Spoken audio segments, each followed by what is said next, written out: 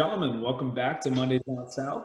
We'd like to welcome our return guest, Mr. Holden McAbee, the first one we've ever had, and we're excited about it. Holden, clearly you made a strong impression the first time for your first return guest.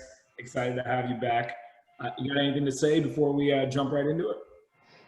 I'm happy to be back. I'll probably keep my Clemson rants to a minimum this time. I know that I got pretty deep into it last time. But fortunately, we don't have to play them this year, so I'll kind of keep it to a minimum. But I'm excited to be back, and, it's always a great time to talk football whenever and with whoever. So I'm excited to be here. I love that. And, the one thing I will say, though, is we're probably fortunate that we're not playing Clemson and that we probably get steamrolled by them. What's sad about it is that every year I still hold out hope till the end of the season where regardless of what our record is, I just hope that if we can somehow upset Clemson, it'll be a great season. And that's the little thing I look forward to. We won't have that this year, but I guess we can we beat one of the Tigers, one of the three Tigers this year. So I'll take that. Of course, you and Matt, you're still such young fans. You're so naive. You don't know the pain yet. You've somewhat experienced it. For context, this guy grew up as a Gamecock fan, and for anyone I remember that, yeah. The one thing you got to give him credit for is people like Holden and Hunter, who we had on previously, have been going to games since they were babies when we were just like absolutely awful. And then Matt and I came to South Carolina in like the glory days with the Spurs, win 11 games a year, kind of seasons where we're top 10. So we are still way more optimistic than these guys ever. Even when we were winning games, these guys were the most pessimistic Gamecock fans, man. The most pessimistic Gamecock fan I've ever met was actually my dad. When we were going 11-2 every single year in our early college, you would ask him preseason what we'd go. He'd go, 6-6, 7-5, like every single year. Just don't get your hopes up. That's what I was telling Matt. He was like, I don't know how y'all do it. And I was like, you know what? I don't get too high and I don't get too low because I know if I get my confidence up too much, like after an Auburn win, it's just going to sink down to the bottom again. Hey man, you know what? You guys know better than I do, but I'm still gonna be that optimistic, glass half full guy as you already. We'll keep it rolling. I don't think our Gamecocks deserve much airtime anyway these days, given how underwhelming they've been. But yes. With that being said, we'll jump into hot takes, the usual first segment. I don't want to waste any time. Let's get right into it. We'll get the guest, Mr. Holden McAbee, the GOAT McAbee, to kick us off with his first hot take. Nice. Okay, so I've been having to break down a lot of college film lately, and I'm going to give my hot take. The best draft-eligible quarterback is not in Clemson, he's not in Columbus, Ohio, and he's not in Fargo, North Dakota. It is Zach Wilson at BYU. He will end up being the best pro quarterback of the draft-eligible quarterbacks right now. And I am putting a stamp on that. That to me is without a doubt. I'm at a loss for words. That's a hot take. I love that because one of my college football questions was going to be like, who's an under-the-radar quarterbacks? I feel like there's so many. Zach Wilson, without a doubt. I mean, I had to break down his film, and he makes throws. I've never watched a quarterback and my jaw dropped when watching some of the throws he makes. I think his stats, he's like 78% completion percentage so far this year and like a 16-1 touchdown interception ratio. It's just unreal to watch the kid. What's he being like? Is he supposed to be a first round pick in terms of scouting right now? No, he probably won't blow up until the end of the year. I mean, he is legit a first round talent. And, in the mock drafts I've seen, he's not even first 3 rounds. But wow, love the scouting aspect here. That's going to be fun to watch. He's going to be the truth. I'm telling you. I love it. The truth. I love that. This is what I wanted as a Washington football team fan. When we trade Haskins, we're going to need someone to draft, but I don't want to waste a first round pick on him. So I was like, all right, I know nothing about the rest of the draft. So yeah, Zach Wilson's the guy. You'll probably end up with one of those other 3 though, Ev, because you guys will probably have that top 10 pick. So we'll see. E, you got your hot take?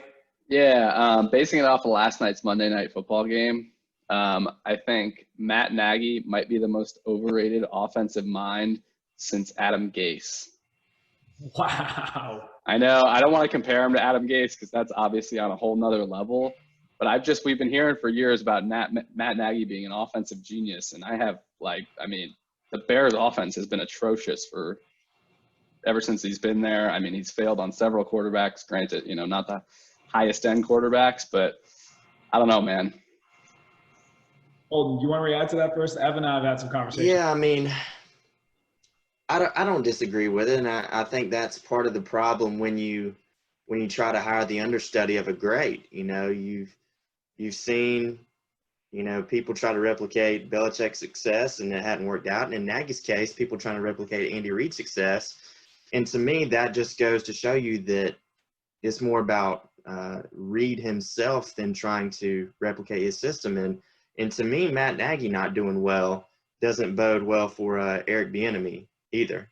I know people tried to give him a lot of credit for that offense, and I'm sure that he does have a good bit to do with the game planning and maybe play calls. But at the end of the day, that's Andy Reid's show.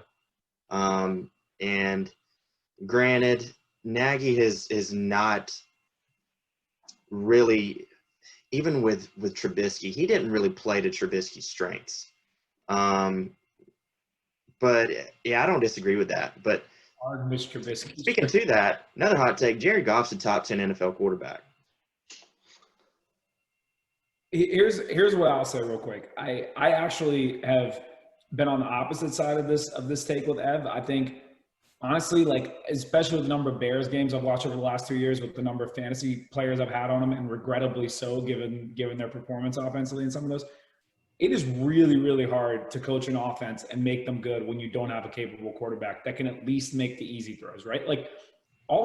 Even if Nagy could get a guy that would consistently make 5 to 10 yard passes, I think his offensive system would succeed a heck of a lot more. I mean, we gotta understand that, when he's playing with Reid, obviously they had great quarterbacks. Alex Smith, even though, people want to discredit him, he's an amazing game manager. That man can make those short plays to keep an offense rolling. And that's what gave Reid success with Smith. And then, of course, he came into potentially an all-time great, most likely an all-time great in Patrick Mahomes. Nagy has not had that luck. They drafted Mitch Trubisky with one of the top picks in the NFL. Trubisky's been awful.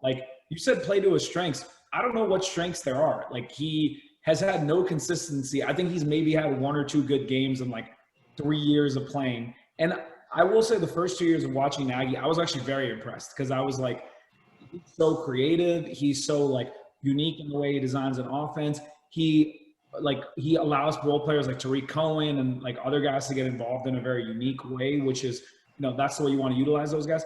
I just don't think Trubisky or Nick Foles are the best fit for him. But at the same time, I can't sit here and completely defend him and say he's been terrific and he shouldn't get flack for it. Admittedly, the Bears still have a good record, so they still got some time to figure it out and are in playoff contention. So I can't sit here and completely cast him aside. But I will say I'm leaning a little bit more in the direction of going away from my take of Nagy being a top offensive mind and more towards Evan's direction, although nowhere near the Adam Gase. I still think Nagy's probably somewhere in the middle of NFL head coaches, and I still think he has time to figure it out and get better. I just think he's been dealt a bad hand with quarterbacks, whether it's Trubisky or Foles. So, Evan, what's your entire argument around Gase? Is it just because, his 1 year with Peyton Manning, built him or something? I don't know how he got to I just remember hearing he was this huge offensive mind, and even the Jets to this day still say that, some of their ownership. I don't know how he became to be that guy, but, yeah, he wasn't in Miami. And again, it's the argument of did he ruin the personnel or did the personnel ruin him? So it's but clearly Tannehill is good now. I don't think Rosen or those guys were ever good, but it's just a mess. And he's really never been able to build a good offensive, I think that Gase is a smart guy. I think he's a good football X's and O's guy. The issue I see with Gase is his ability to manage people. His players seem to hate him, no matter where he goes. And if they don't like you, they're not going to play well for you, regardless of how good your scheme is. Do I think Adam Gase could be some sort of role in coaching? Yes. Do I think he could be a head coach? Heck no. I think He has been awful as head coach, and not just in terms of his way to manage his personnel, but nothing he has done ever as a head coach in any situation he has been in has led me to believe that he could even have marginal success. Every team he has been on has been worse when he's been with them and has been drastically better when he's left. With the exception, I know what you're going to say. He took the Dolphins to playoffs. All right. I'm not giving him a lot of credit for that, but I don't know, to each their own. But the one thing I will say is you brought up Peyton, and I would like to say something.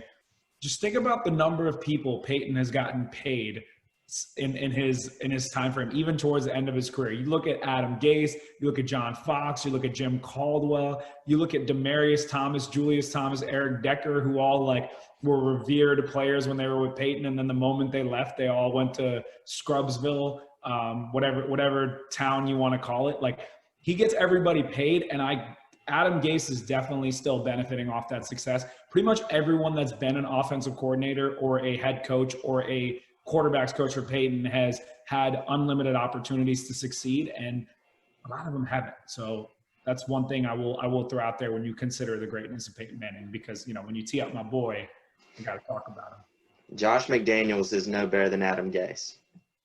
I actually agree with you there. And I'm not bitter with what he did to my Colts, but I'll take, you know, earlier you were talking about quarterbacks coming from great head coaches. Well, I'll take Frank Reich any day, because I think Reich so far has proven that it wasn't just Doug Peterson that made the Eagles offense good that year they won the Super Bowl, because Reich came over, and admittedly the Colts offense has probably been better than the Eagles offense since he's come over here. So there are some guys that leave systems. Ev knows with the Redskins, Kyle Shanahan and Sean McVay both came out of the Washington football team system. So you never know with these teams. But we will talk a lot about football going forward. So let me make my hot take, which actually is about football, which is kind of, you know, I guess I'm not really getting away from it. But here's my hot take, because everybody is riding hot on this after back-to-back wins for the Buccaneers. I believe the Tampa Bay Buccaneers will not win a playoff game this season. That is my hot take. And maybe if I made this take a few weeks ago, it wouldn't be a hot take. But right now, everyone's back on the Brady wagon, back on the Gronk wagon, back on they signed Antonio Brown to pair with Mike Evans, Chris Godwin, Scotty Miller, Rob Gronkowski, Cameron Brate, and Ronald Jones, and Leonard Fournette, and basically every other person that you could potentially pick up and add to a team. I don't understand what they're doing. Like, I congratulate, like, you know, I got to give him credit where credit's due in terms of winning, and I got to give Brady credit where credit's due, because I thought he was just completely done, and he's managed to make it work even with a little bit of reduced arm strength. He's playing well and, you know, putting his team in positions to win, so I can't take that away from him. And their defense has honestly probably been the best part of their team. Last week when they beat the Packers, they steamrolled them on defense, and that, you know, admittedly took advantage and won. But the one thing that I still want to point to is everyone's been out on the Saints, and they're still winning games even in like weird positions. They beat the Buccaneers at the beginning of the year, which was the only game Michael Thomas played. And also, let's not forget the good old Buccaneers lost a little nail biter to the Chicago Bears 2 weeks ago. And the Los Angeles Chargers basically handed them a victory on that. I don't know if you guys remember that game, but the Chargers had like a 3-possession lead going into half, and they got the ball going into like right before halftime and decided to run a play for whatever reason, fumbled on their side of the field. Buccaneers got a touchdown, and they haven't looked back since. So I don't think they'll win a playoff game. That's my take. I think they're overdoing it with their signings. You can only throw the football to one open guy. It doesn't matter if you have 5 open dudes. I don't understand what their mentality is, but clearly they're going all in, and I don't think it's going to work. So that's my hot take. Got to give you a hard time, though, because you're kind of reusing hot takes here, because I think at one point your hot take was that you don't think the Bucs are going to make the playoffs. Well, so maybe I did say that. I said I definitely think the Saints will still win the division, but maybe I did say the Bucs aren't going to make the playoffs. So you're reusing hot takes, but you have given way a little bit here, and now you're accepting they might make the playoffs. You're consistent. This is fair. You just slowly slide. I mean, that's a hot take right now, though. I mean, I was watching some First Take and whatnot, you know, say what you want about those guys, but, you know, they're saying, you know, Brady's going to win the MVP, they're going to win the Super Bowl, all that kind of stuff. So definitely.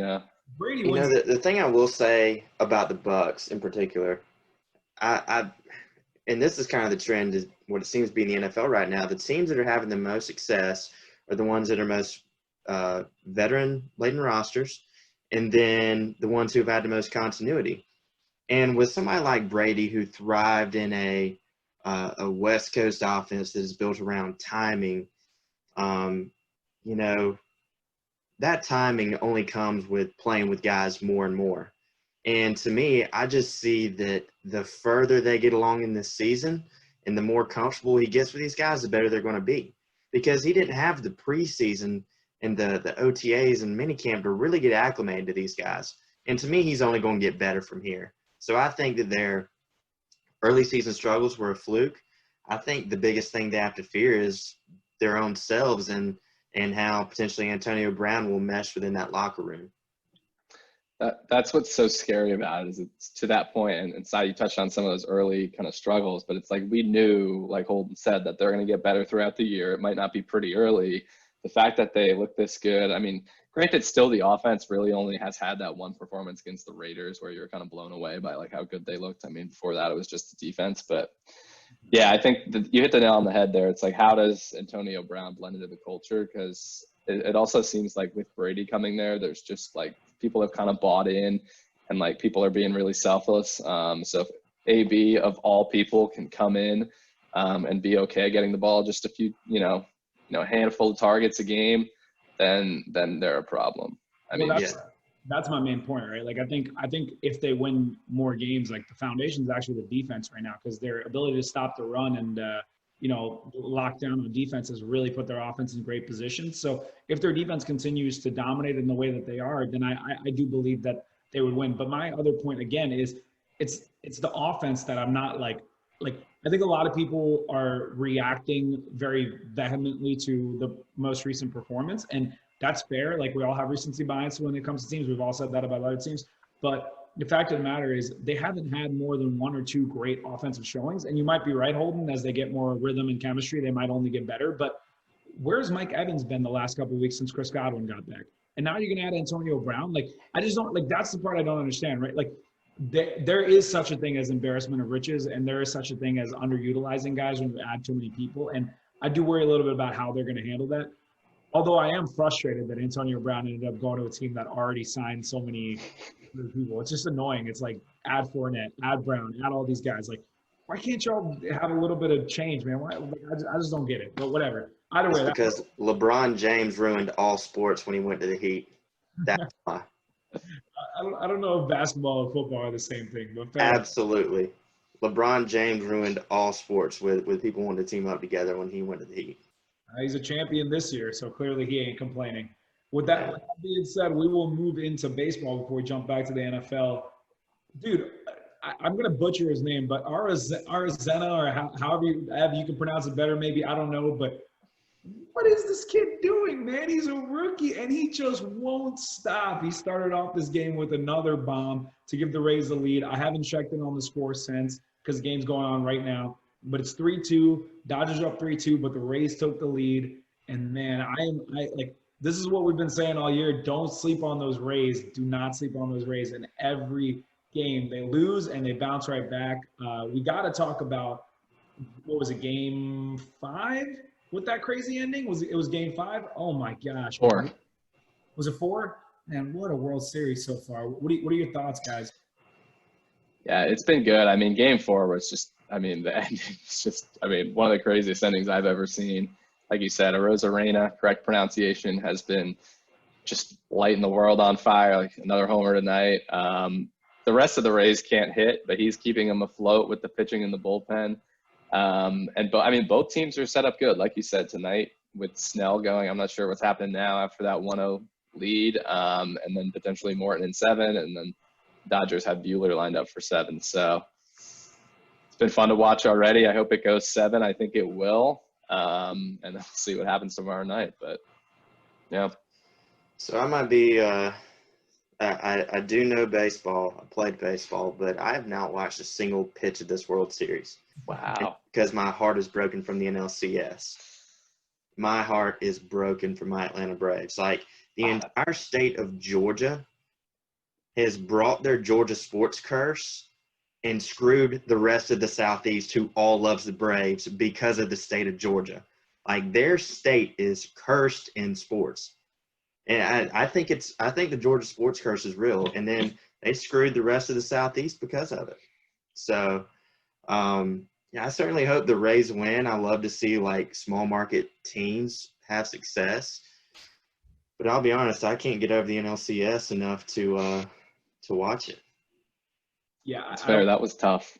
I'll fault you there, man. But you know what? At least you're not a Falcons fan. Exactly. I think what you're saying is totally fair. We were talking about it earlier. Going up 3-1, that's tough. But in your defense, you did lose to an all-time team that added Mookie Betts. Like that's crazy. It sucks to lose 3-1, but like I really hope this goes 7, like we were saying, and it'll be super fun to watch.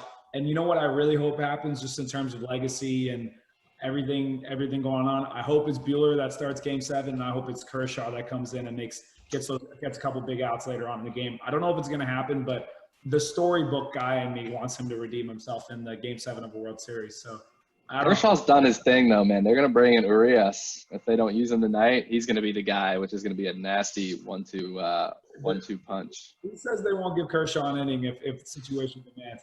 They're so lined up with a fresh bullpen now. I don't think that's very smart.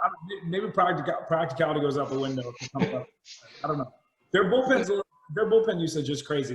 They pitched Gonsolin for like a 1.5 innings or 1 2/3 innings, and then immediately subbed to a bullpen immediately after. Like, I mean, they're not wasting any time to go tonight. Yeah.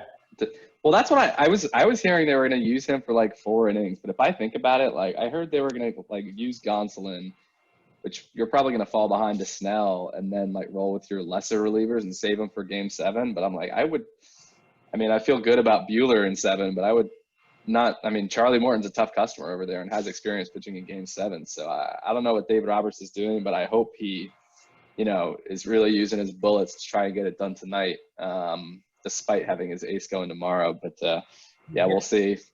He's getting ready to use Kershaw in 7 along with Buehler.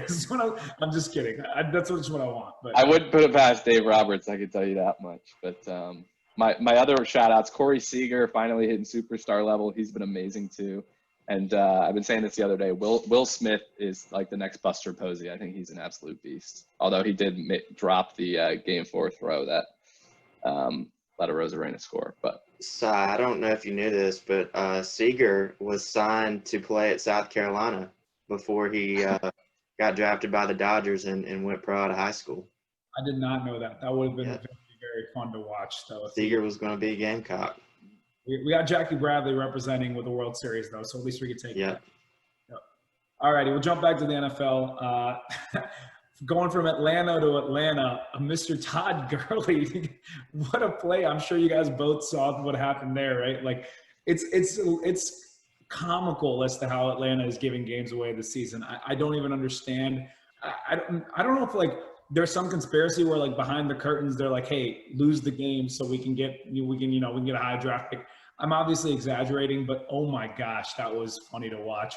I was hoping Zach would be on so we could grill him on it again per usual. But honestly, he probably deserves a break, and I can only imagine how he's feeling right now. So what would you guys think of that game? I think, it's unbelievable the fact that they've had like 3 games where they had a 96% win percentage and they still lost.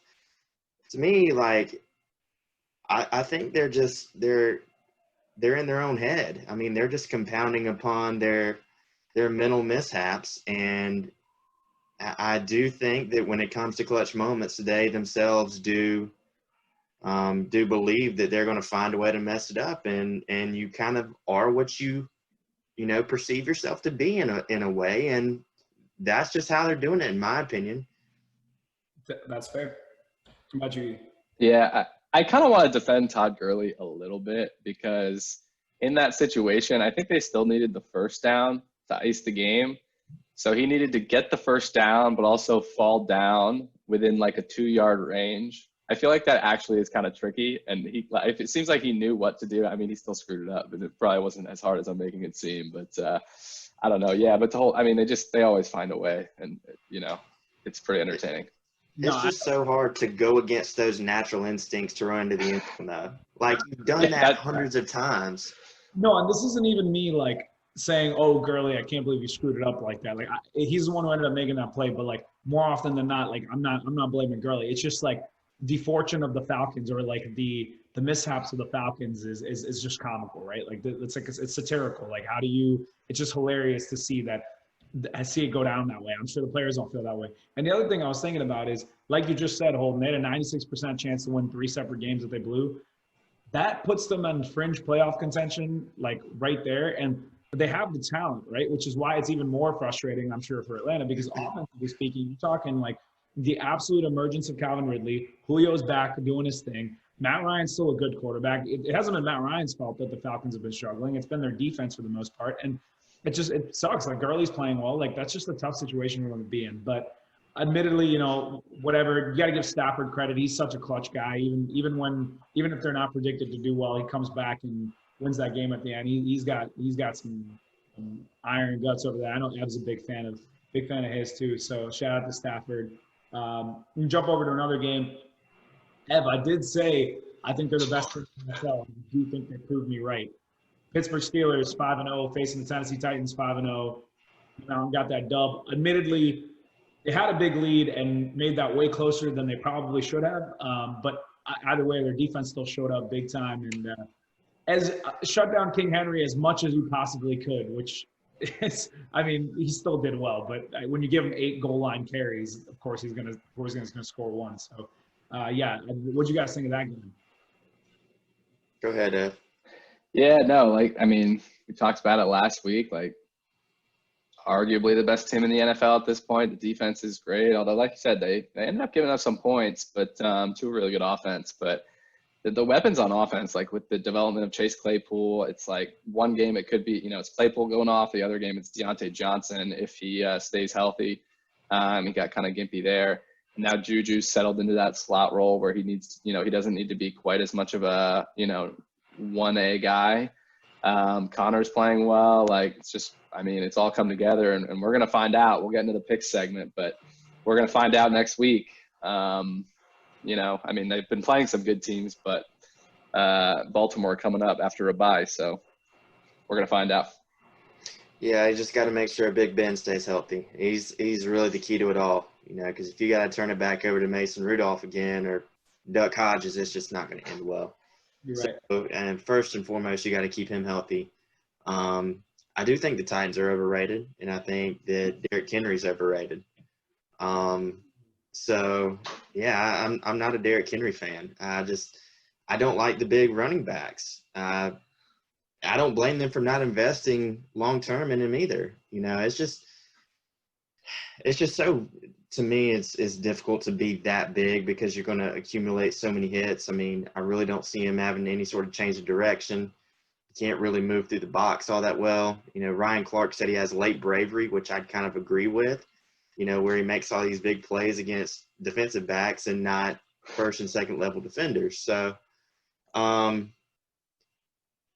you're the Steelers, you got to keep Big Ben healthy and get past the Chiefs. And I'm not totally sure that both of those things can happen in order for them to be crowned the best team in the NFL, but the defense is legit. So my thing is, and I'm in between you and Ev, because Ev is one of the biggest Derrick Henry, like non-Tennessee Titans Derrick Henry's fan I've ever met.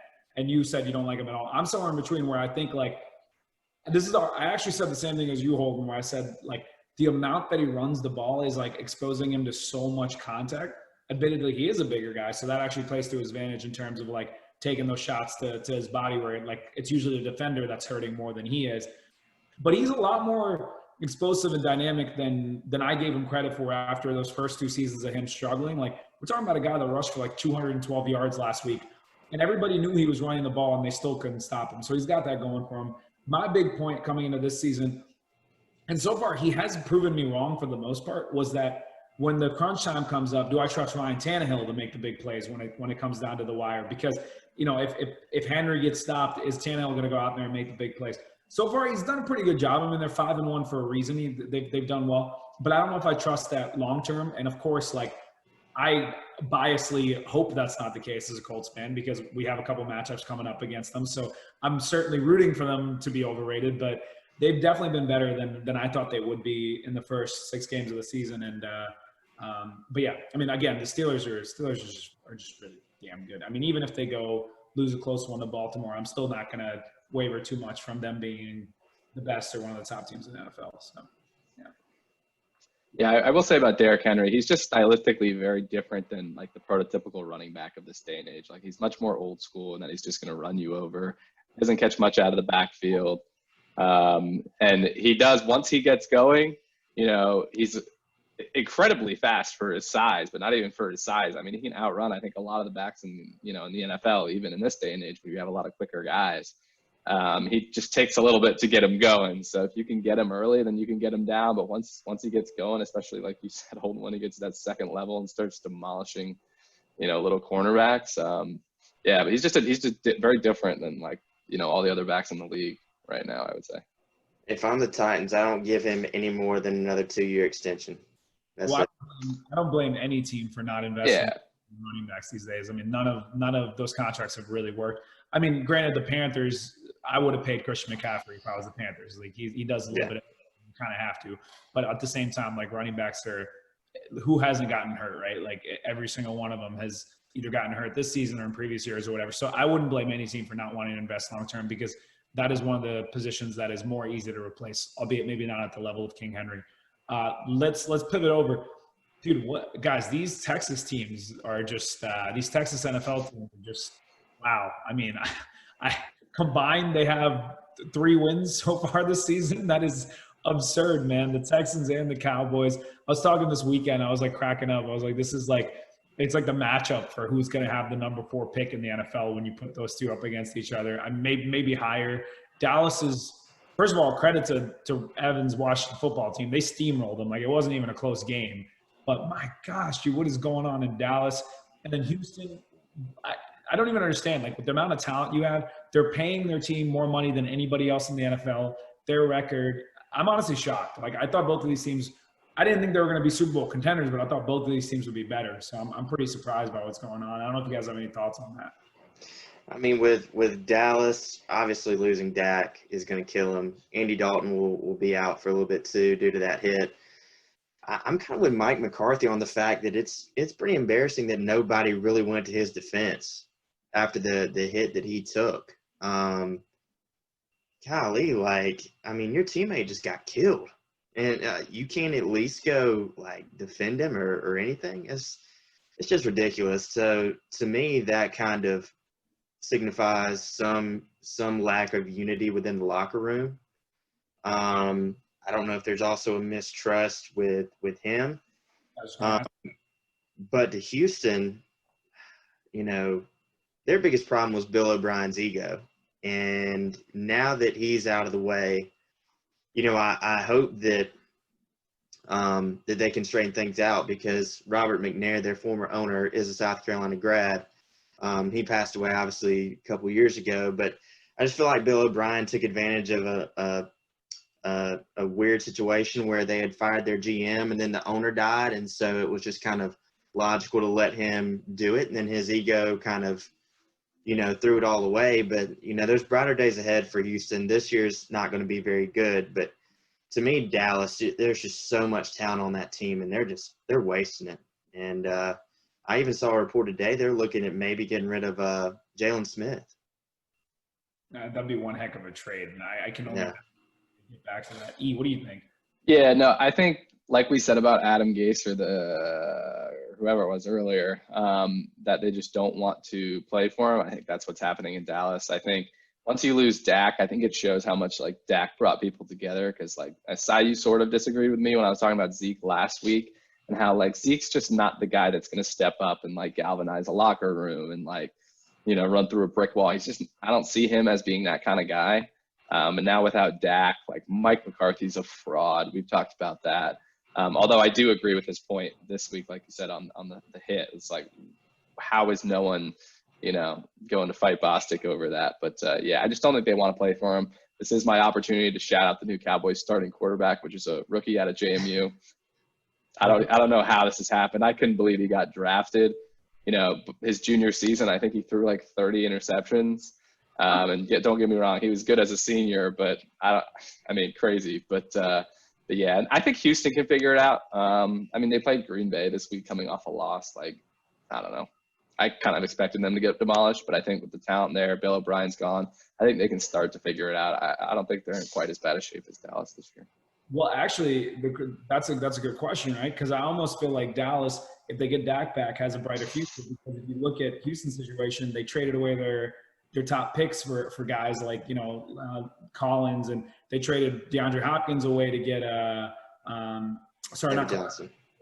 They traded to get David Johnson, and they signed Brandon Cooks, who costs a lot of money. And so, I mean, the real thing is going to come down to who they get as their GM, right? Because I almost feel like their best bet, and obviously this is hard to do because you have Deshaun Watson, and you don't want to go into a couple of years of irrelevance when you have a young, great quarterback who you just paid a lot of money to. But I don't think they're going to win immediately by just like reinvesting money into positions and hoping for the best. I think more teams need to take that approach of let's go invest in getting draft picks and capital and try to draft players and sign younger, faster, more athletic guys as opposed to putting big money into older dudes, which is what a lot of these teams have done.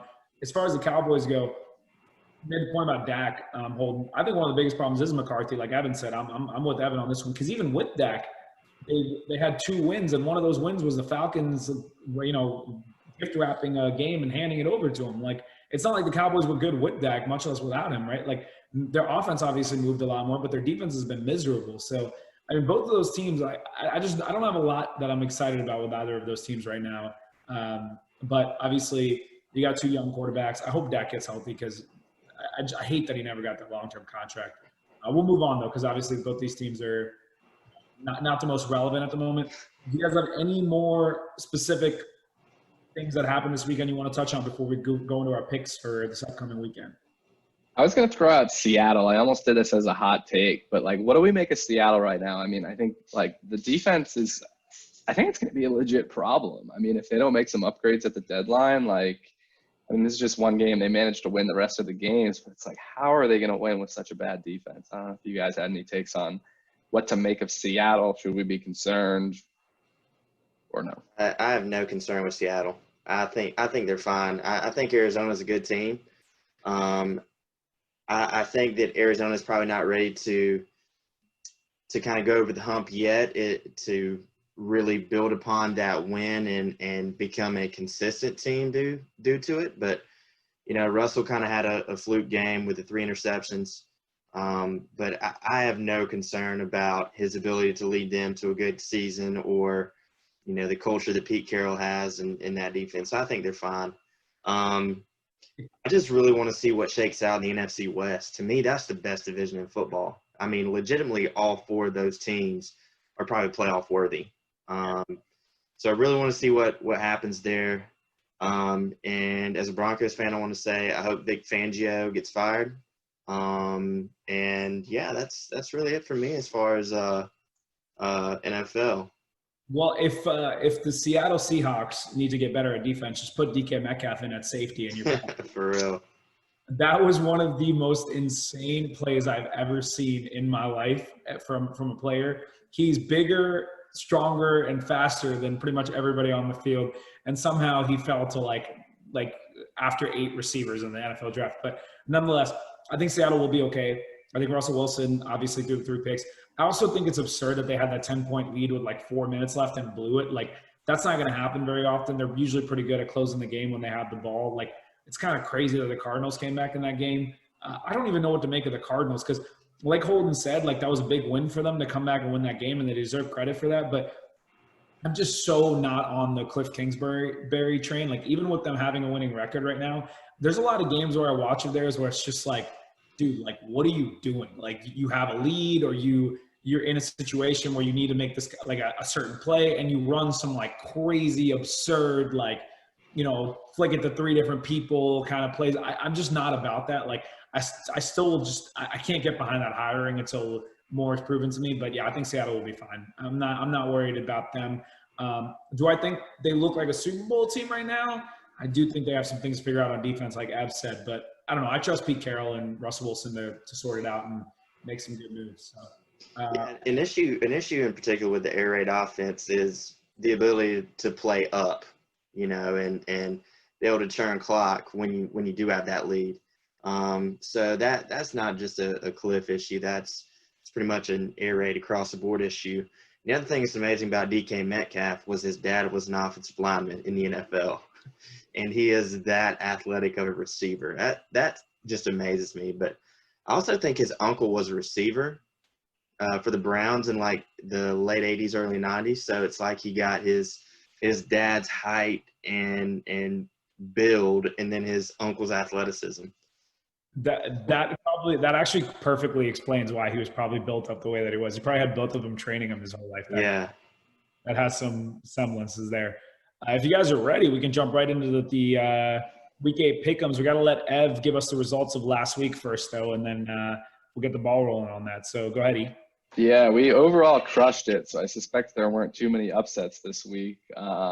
Zach and I tied for the lead this week, actually, at 11-3. So pretty impressive. We also hit home on our best bet, which was Green Bay covering that spread. So shout out us there. Our guest Pierre went 10-4, and then Cy, you're holding up the rear, although a close 9-5. So really good from everyone across the board.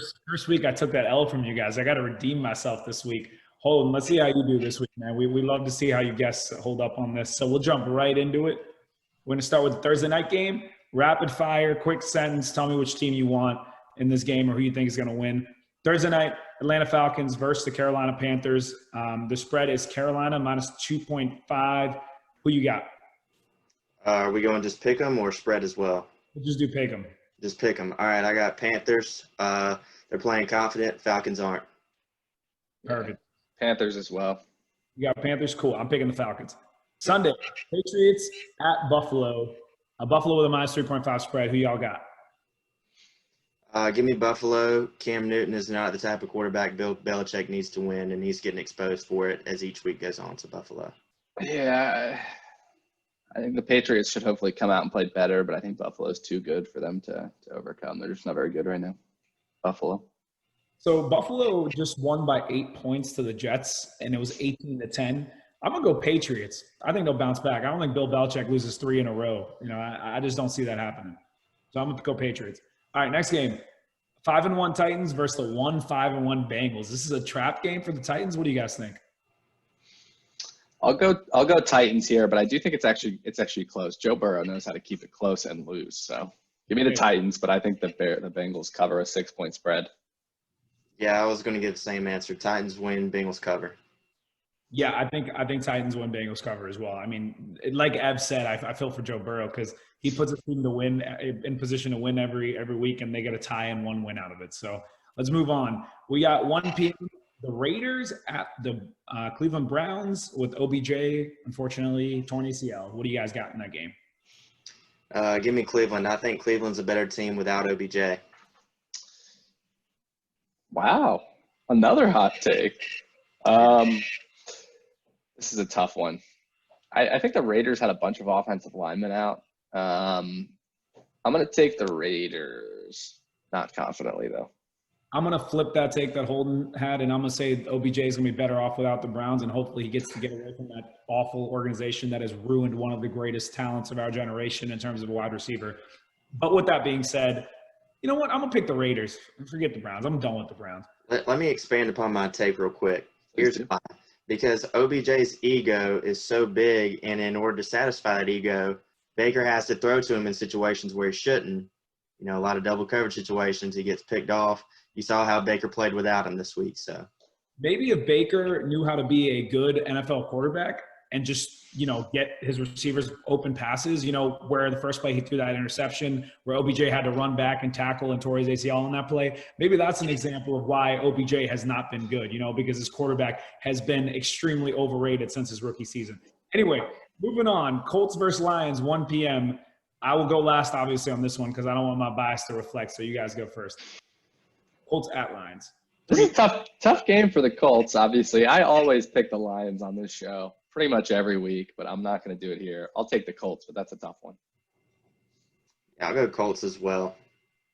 I go Colts, and I think the spread is almost perfect here because I think the Lions offense is good. I think our defense will show up, but I still think we need to figure some things out offensively because we have a lot of receivers out, and that has like shown recently. So I'm going to take the Colts right at the spread.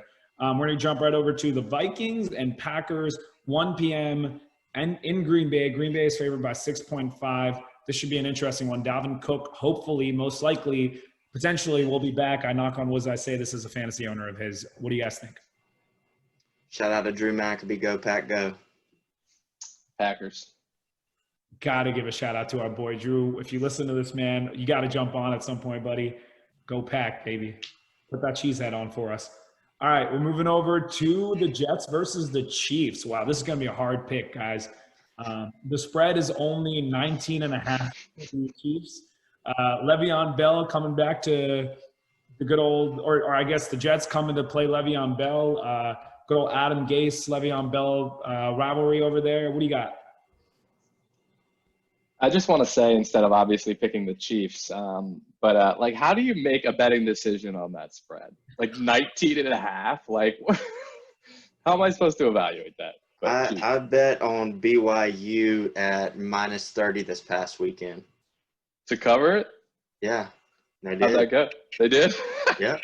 That's why I love the college ones. It's like some of them, those are huge numbers, but. So yeah. are you guys gonna let on this one? Let's put the spread out there because obviously picking it straight up is just a joke. But do you guys think the Chiefs will cover a 19.5 spread? I don't think anyone's covered that big of a spread before. I could be wrong, but I'll say the Jets. I would take the Jets on that. Yeah, I kind of lean to the Jets as well. They actually played decent last week. I think this could be one of those games where the Chiefs are up like 21 at the end of the game, and the Jets have that like garbage time field goal or touchdown where everybody in Vegas is like freaking out because they picked the Chiefs. So I'm gonna say they don't cover the spread, but in a very close one. Close one in terms of spread, not in terms of actual game script. 1 p.m. Rams at the Dolphins. Tua Tagovailoa, first start. Poor Ryan Fitzmagic, but I'm super excited to watch Tua play. Rams coming off a pretty dominant win against the Bears last night, and the Dolphins coming off a bye week. Who you guys got? I got the Rams. Yeah, if this was the Fitzpatrick Dolphins, I might have a harder time with this pick, but I think it might be a slow start for Tua here. So Rams. Every part of me wants to pick Tua just balling out game one. I don't think it's too far of a stretch to say that he might have a chance to win this game, but I think him facing Aaron Donald and Jalen Ramsey game one of his NFL career is not the most ideal situation. And the Rams offense seems to be clicking in a very strange way because the receivers haven't been super involved. But either way, I'm taking the Rams, but I think the Dolphins may cover the spread. It might be a 3-point game. All right, I'm moving over to the 1 p.m. Big AFC matchup right now. The Pittsburgh Steelers playing the Baltimore Ravens in Baltimore. Baltimore is favored to win by 3.5, by more than a field goal. That is interesting. What do you guys think is going to happen? Given that it's in Baltimore and they're coming off a bye week, and Steelers had a pretty hard-fought week last week, I'm going to say Baltimore wins, but I'm going to disagree with that. 3.5 is basically the home bump, but I guess depending on if you give the home team 3 or 4, they're saying that they think Baltimore is better on a neutral site. I'm going to disagree with that, but I do think Baltimore is going to win just given they're coming off a bye and they're at home. I've got to deviate from Evan if I'm going to beat him this week, so Steelers.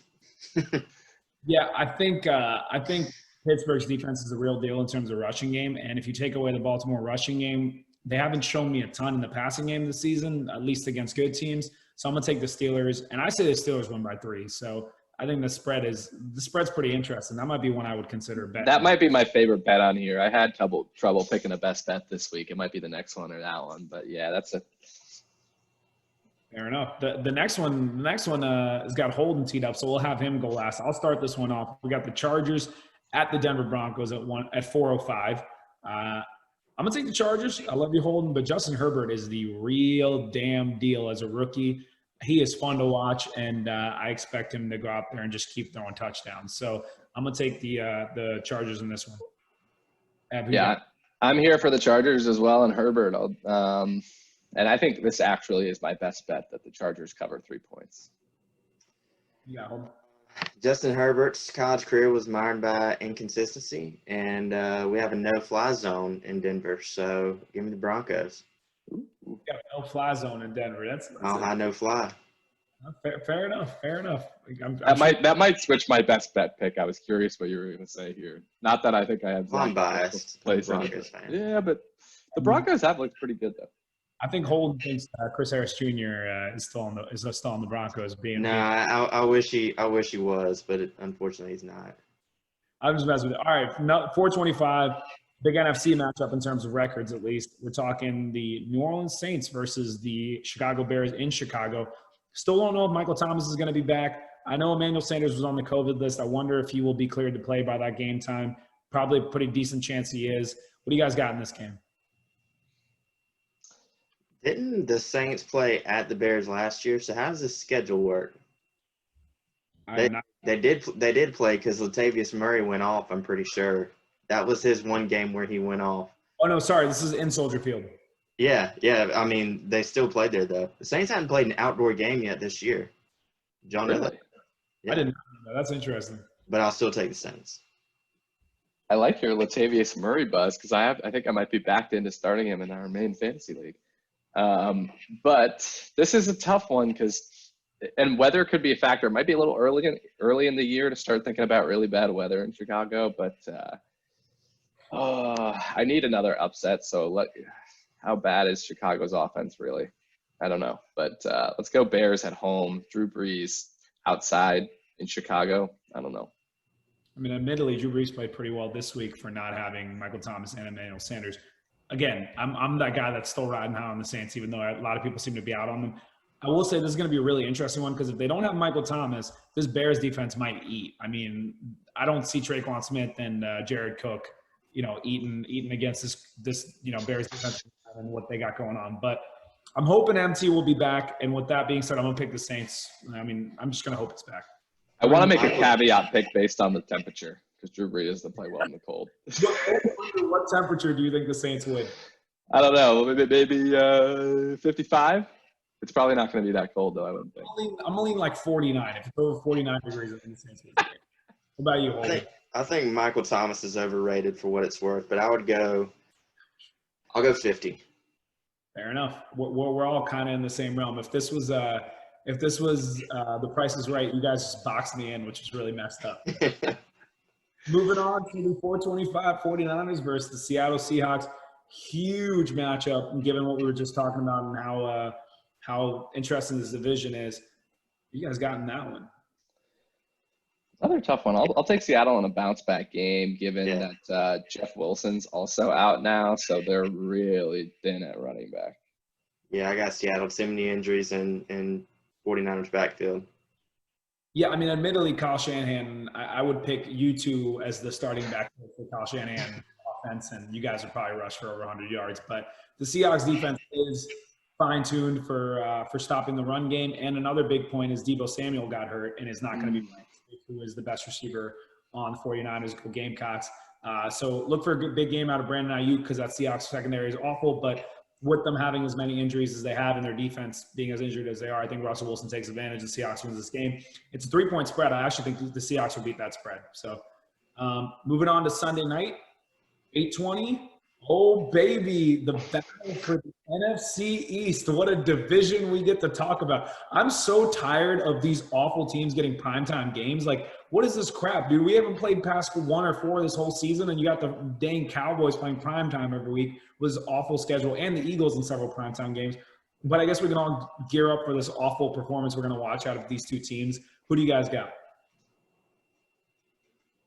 I'm kind of happy. Sometimes it's nice to have a bad primetime game. We can actually get to bed on time. Because I have no interest in watching that. But my boy Ben DiNucci just not going to get it done. I don't think. Eagles are playing, okay. It's a relative term, but I'll take the Eagles. Yeah, I'll take the Eagles as well. This game always gets Sunday night though. Yeah. The NFC East in general always gets a lot of. Yes, it's all about money side. It says TV markets. Yeah, that's true. It's just annoying because the East has just not been good in a long time, at least in terms of like teams that have Super Bowl potential, right? So it's just like always find yourself when they're the only game available to watch is a game that you don't want to watch. It's pretty frustrating, but at the same time, like I got some fantasy prowess in this. I'll take the Eagles. It's a 7.5 spread. I don't know if they're going to win by 7.5 because now Zach Ertz is hurt, and I don't know. Maybe Alshon will be back. Who knows what's up with Alshon? Every week I keep saying maybe he'll be back, and he's not. So, but Fulgham has really developed into one heck of a NFL receiver coming out of nowhere. So we'll give the Eagles that one. And then speaking of another bad game, the Buccaneers, obviously a good team, but they're playing against the 1-6 Giants. They're favored by 10.5. Who do y'all got in that game? Monday night. Bucks, easy. Bucks, but I'm going to say Giants cover.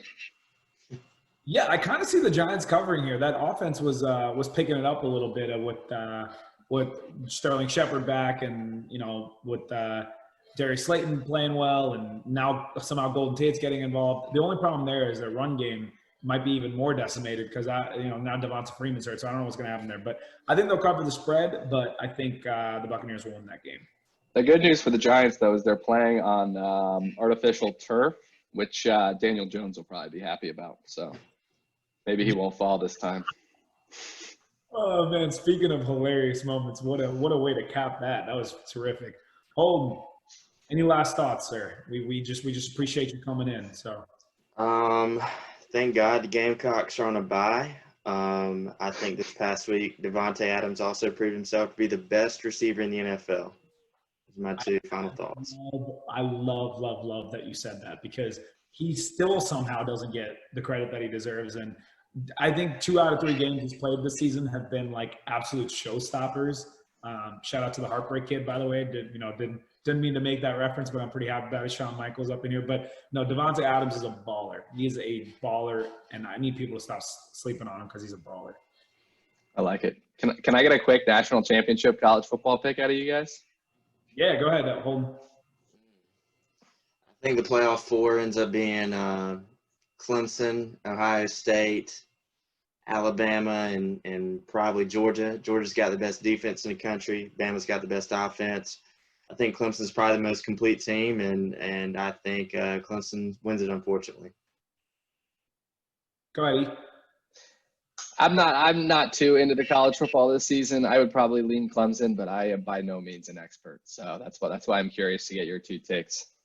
Yeah, I'm not picking against Bama. Sorry. I mean, that offense is even better than I thought they would be. The receiving group is ridiculous. The running group is ridiculous. And even though Clemson may be a little more well-rounded, I think Bama's a little more top-heavy talent this year, even with Clemson having Etienne and Trevor Lawrence. And I do like that you brought up Georgia, though, Holden, because that defense is nasty, and this is probably the closest Georgia's been to those 2 teams over the last couple of years. So, yeah. Bama's defense is very thin, though. They're playing a lot of freshmen and sophomores. They'll obviously get better as the year goes along, but that defense is very thin to me. So I think their offense can make up for that this year, though. But Jalen Waddle just broke his ankle, and he's out for the year, and he's not an explosive weapon. Never mind. That might not help me with my take. Yeah. No, I'm still gonna go Bama. Whatever. I trust Nick Saban. That's just the way I roll. Yeah. All righty, gentlemen. Holden, thank you so much for coming on, man. As a pleasure as always. This is our resident football expert, so anytime we need to talk college football, we'll have this man back, especially closer to that playoff time. With that being said, gentlemen, pleasure as always, and that was Mondays Down South.